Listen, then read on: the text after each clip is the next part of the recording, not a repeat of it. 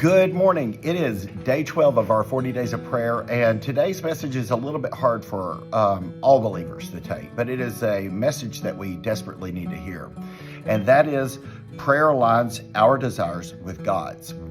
We like to kind of treat God sometimes like a genie in a bottle, and we like to ask Him for what we want and expect Him to answer those things. And don't get me wrong, God answers prayers. But have you ever considered the way you ask Him what you're asking for and whether it's actually something that is aligned with who God is and His desires for your life? He has a plan for each and every one of our lives, and He wants us to be conformed to Him, not expecting Him to become conformed to us. And that's a very important thing to take note of. One of the best examples of this would be Solomon.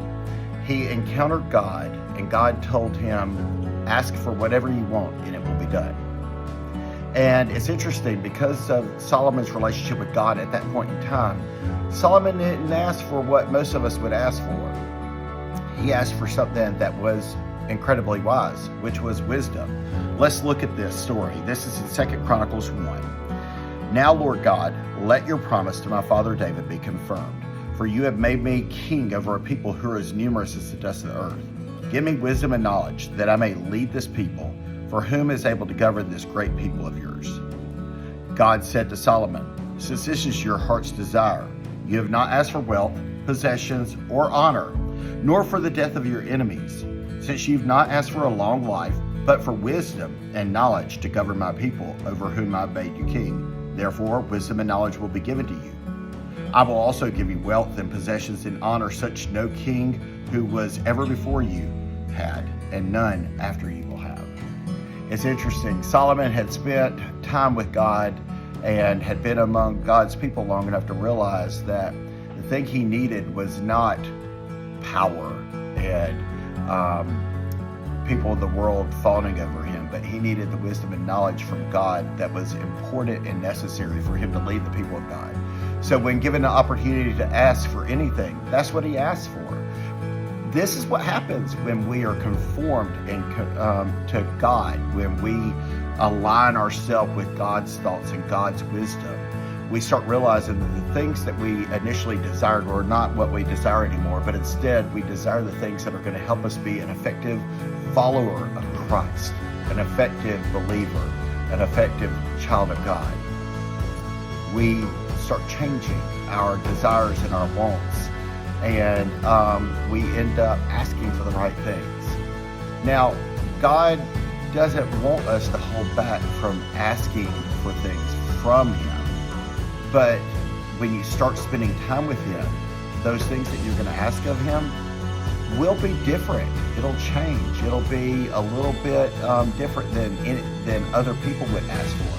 Most people want to ask for money and power and fame, but the greatest thing that we could ever have from God is wisdom. And when we are aligning ourselves with God, then we start thinking a little bit more, am I doing what God would have me do? Am I on the right path in my life? And all these kind of things.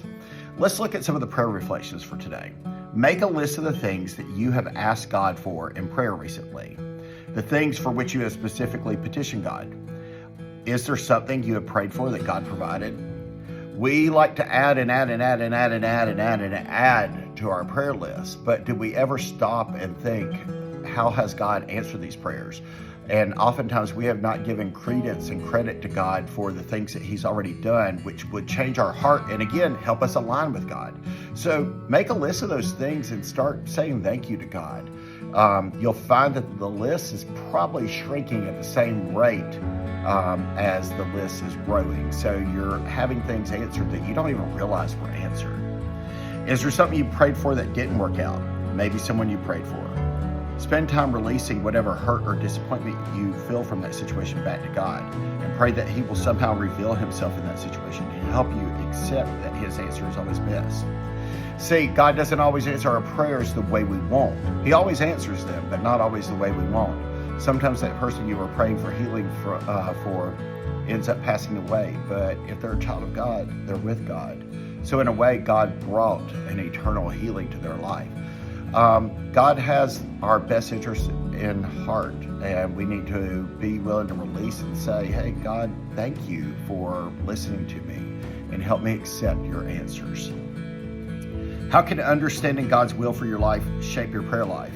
When you start walking in the will of God and doing what God's called you to do, then you start praying for different things because you've aligned your life with Him. And lastly, what are some areas in your life where you know your heart is not aligned to God's will? Will you bring that to Him in prayer today? One of the most effective prayers that we can pray is, God, help me get onto the path that you would have me be on, and help my heart and my mind be aligned with your heart and mind. It changes everything about our prayer life and makes us into the people God would have us be. I hope you have a wonderful day. God bless, and I look forward to talking to you tomorrow.